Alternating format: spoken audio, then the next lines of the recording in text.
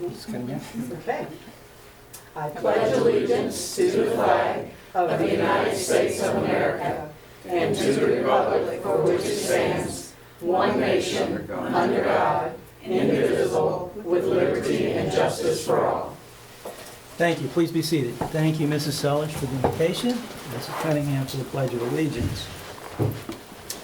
This school board meeting of September 18th, 2018 is called to order. Madam Superintendent, do we have any revisions to the agenda? We have only, let me break that one for you, I'm sorry. Item E4, 2018-19 Head Start Administration Continuation Grant, $7,922,290, add emergency item. Item R55, AFSCME Health Plan Changes, replace backup. That concludes the revisions. Thank you, Madam Superintendent. So at this time, I would entertain a motion to accept the September 18, 2018 school board meeting agenda as revised. Move approval. Second. So we have a motion and a second. Any discussion? So the motion on the floor is acceptance of the September 18, 2018 school board meeting agenda as revised. All in favor, please say aye. Aye. Any opposed? Motion carries. This time I would invite anyone who would like to speak to items on the agenda. We have 3 items on the agenda. If you'd like to speak to items on the agenda, please come forward. Do you want us to do it now, or do you want us to do it when you take up the vote on the proposal? Well, if you'd like to speak to an item on the agenda, Yeah. you can do that now, please. Thank you.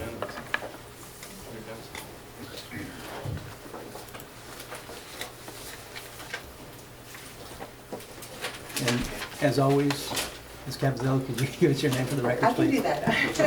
I'm Mary Ann Capizzello, President of the Polk Education Association, and I'm coming before you today to talk about the salary proposal with the people that we represent at PEA, the teachers, paraeducators, and secretary clerical represented by PEA. First, I want to say that the tenor of the table was so much better this year. We appreciated the superintendent hearing our concerns and the HR department hearing our concerns about the last year's table, and so we worked well together. The outcome for salaries is certainly not all that we had hoped it could be, but we do know that with the 3-cent basic student allocation increase, with the fact that we have PICO dollars that are not coming into the district, with the fact that we have a tremendous number of unfunded mandates that hamstrings us in what we're able to do for employees. But we were able to move a cost of living increase and step movement, level movement for our employees, so it was forward movement. We certainly still lag behind national average by a substantial amount, but we are calling on the Florida legislature to do its job and adequately fund public schools, make sure that we are having enough, because we are being systemically starved, and it's starting to impact our students, and it certainly is impacting our staff. Our health insurance, we knew that we needed to have a sustainable plan, and we knew that the plan was in trouble. Our trend is not necessarily that bad, but we had a large number of high-cost cases, and there's an ever-increasing element of the cost of health care in the country. So you started out with a very severe proposal. I'm not telling you anything you don't know. And we were very concerned that that proposal would drive people away from our district.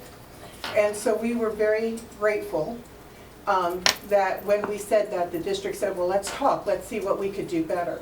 And so we worked with Tedra and Mike Perrone out of the finance department and out of HR, and we mitigated a large number of what things might have been.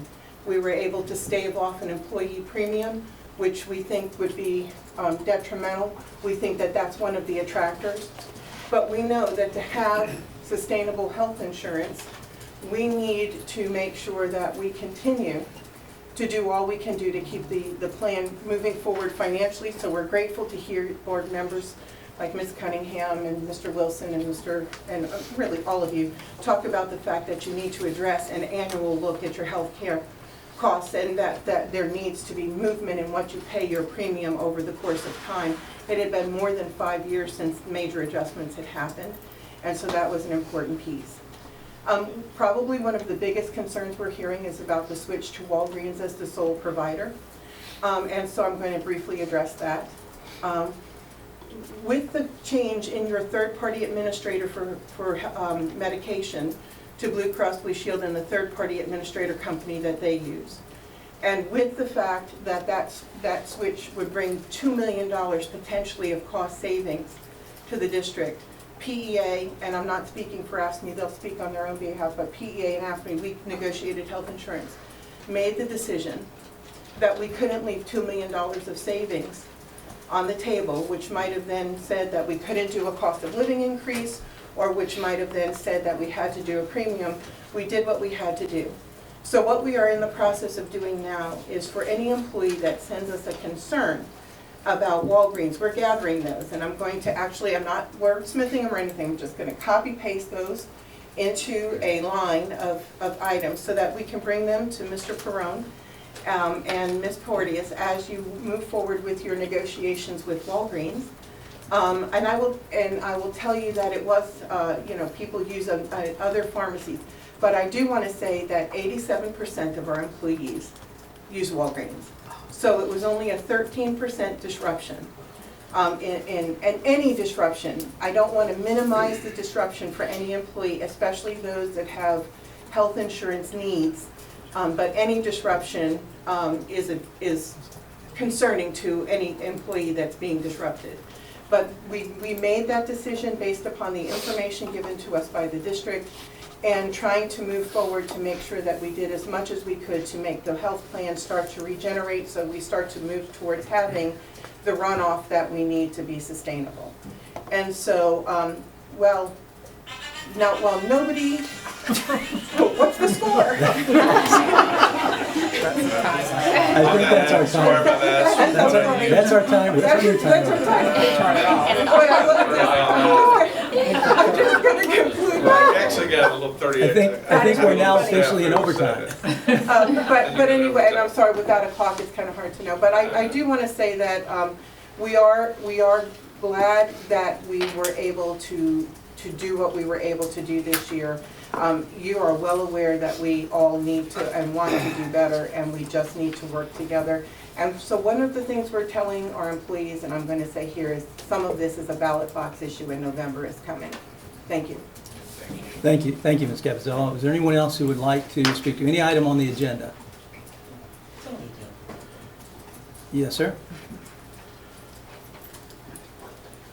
You're considering the contract teachers. We are, yes, sir. Okay. Now, this is not meant to be, Victor Chandler, Eagle 8, Florida. This is not meant to be critical at all of the negotiations or what was settled on, what's proposed. What I'm trying to say is that when you announce a contract, and I gave you one a month ago so that you would be able to know what I was going to ask when the contract comes up. It is, what will be the average percentage increase in the salary contract to teachers from that of last year? In other words, the salary contracts themselves, on average, weighted average, where they increase 1%, 0.1, 2, what is it?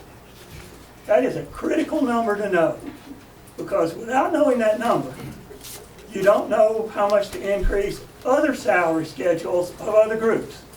Because if you increase the salary schedule of one group as a percentage greater than another group, then over time they will separate, no question. They gain a financial advantage if you do that, and you have to know that. That's why that is a critical number to know. Now the other information, and I gave you a thing so that you would know what it was. What will be the projected increase in the average salaries of teachers from the actual average salary of teachers last year?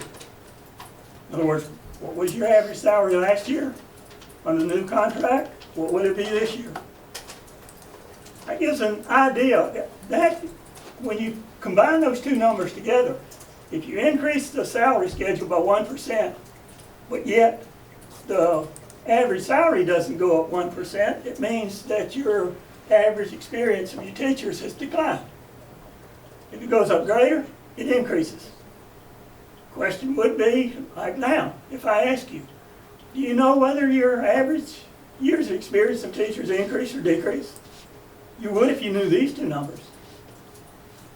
What will be the projected increase in total cost of teacher salaries from the actual total cost and salaries of teachers from last year?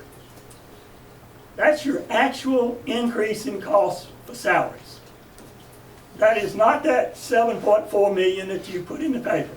That has nothing to do, I mean zero to do, with your actual increase in cost of teacher salaries. It is not included in that 7.4. It is not used in the calculation. An actual distribution of teachers is not actually run at any time. I've asked for one and was told, we don't run those. I said, you can't give me a frequency distribution of teachers? How many teachers you have on the salary schedule? You can't print that out in 15 seconds? We don't use it. Now that should be astounding to you. I said, do you project what it's going to be so that you can use your projections of how many teachers you have at each step for your cost? No, we do not project it. Number 4, now that's what I was told. Number 4, how much of the increase in total cost of teacher salaries will be due to hiring more teachers than last year? These are fundamental financial numbers that I want you to use and get to the people out here to tell the time. These are numbers you need to know. That first one, by what percent did you increase that salary schedule? If you don't know that, and you are going to give a raise to another group and you wanted it to be the same, then you need to increase that salary schedule by the same percent. If you don't, this is what happened in the past. This is the one I gave you one time before, where I showed you. A 9% raise for teachers. It increased their salary schedule 3%. Their average salary, 3%. For district office senior administrators, 10. 9.2 on the salary schedule and 10% on it. Thank you, Mr. Chandler. Okay. Thank you very much. I hope you consider it. Thank you. Mr. Milhorn? Larry Milhorn, President of AFSCME Local 2227. First of all, I want to thank PEA and my team, Mary Ann and her team, for working together with the district, Heather, Mike, and their team for coming to a conclusion on our health insurance. I'm not going to lie or nothing. I know that I've got a lot of complaints about it. The biggest thing was the $171 increase in the spouse. I do have people that probably not going to be able to afford that. They're going to have to pay the district because their paychecks are actually not enough to cover it. But like Mary Ann, we knew we had to do something to fix this health plan, and we're still not there. We still have to do more things to fix it. And, but we do appreciate that the district worked with us, the superintendent. I know it was her direction and the board's direction to tell them to let's figure a way to start fixing it. And we do need to do that. And I want to thank you for working with us. I'm not saying the plan's perfect. I mean, it's going to cost me more money out of my pocket. But I do know that if the plan don't get fixed, somebody's going to come in and fix it for us.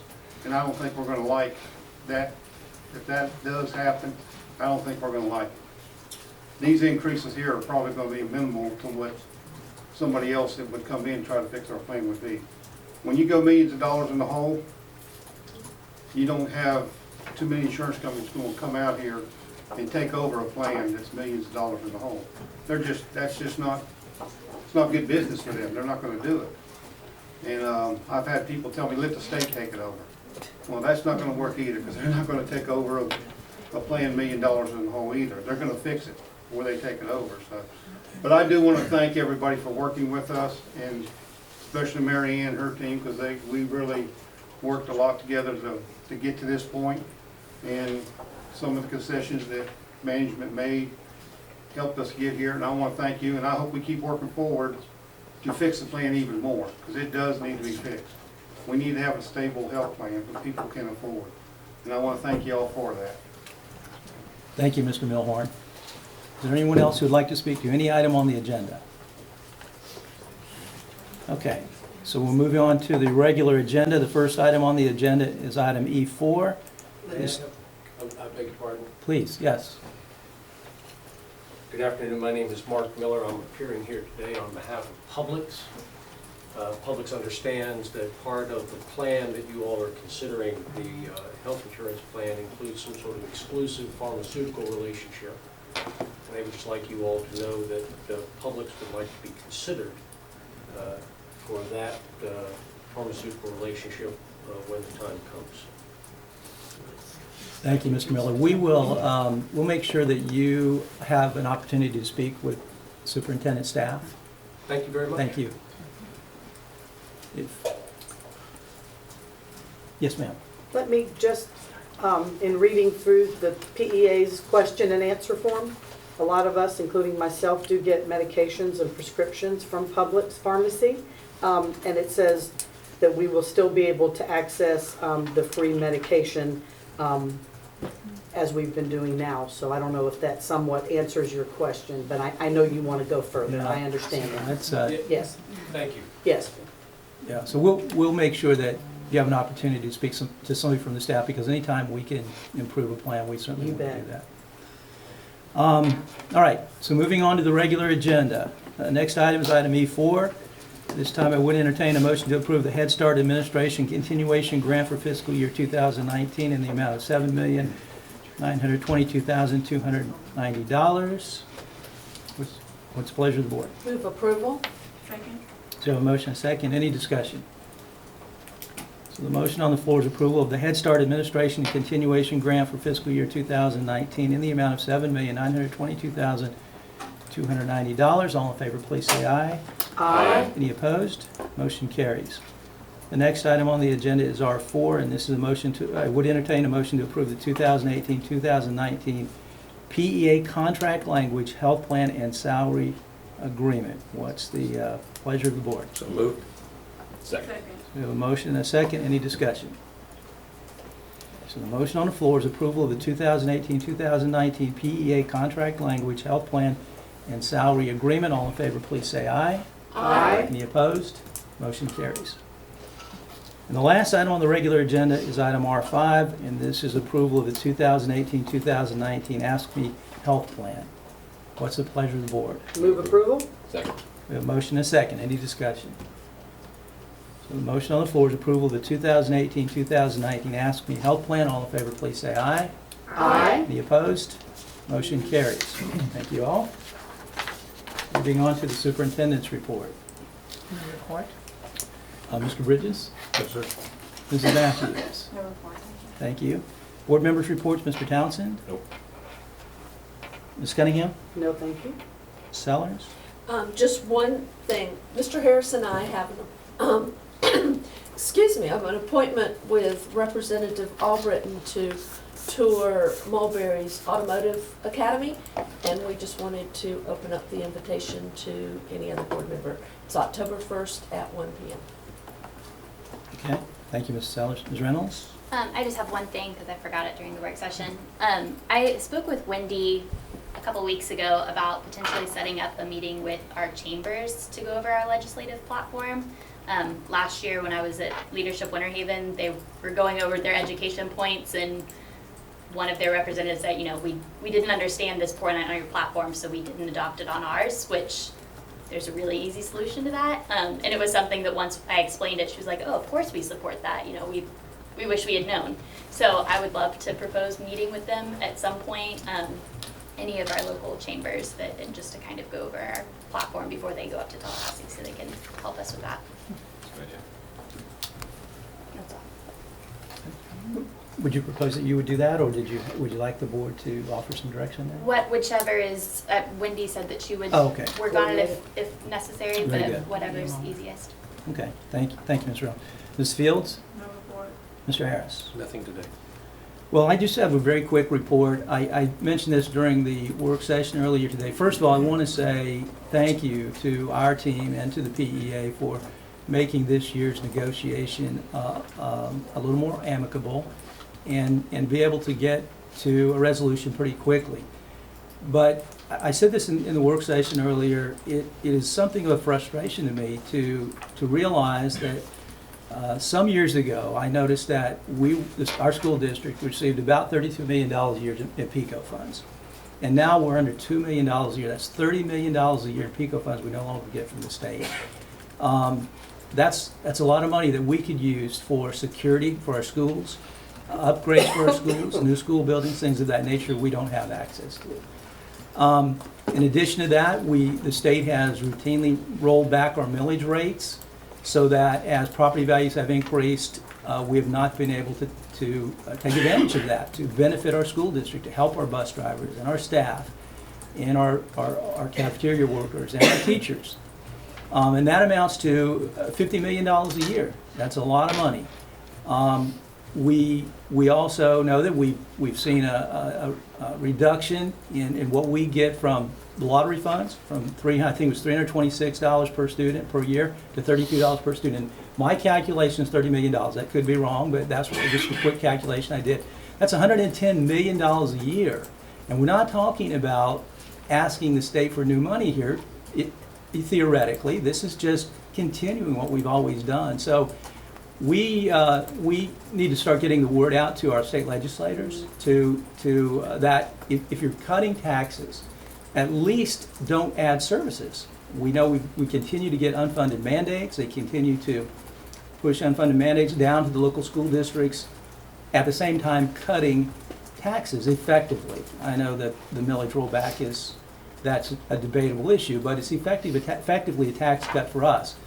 And that just doesn't make any sense in anybody's book. I don't know how anyone can somehow rationalize that. It just doesn't make sense. So we're going to need some help. I think it's good that we have this half-cent sales tax referendum coming up that gives us an opportunity to get out to the community and talk to our community leaders about these issues. And I think they're beginning to understand that. So we need some help from the state. The state is going to have to start listening to us. It's that important. So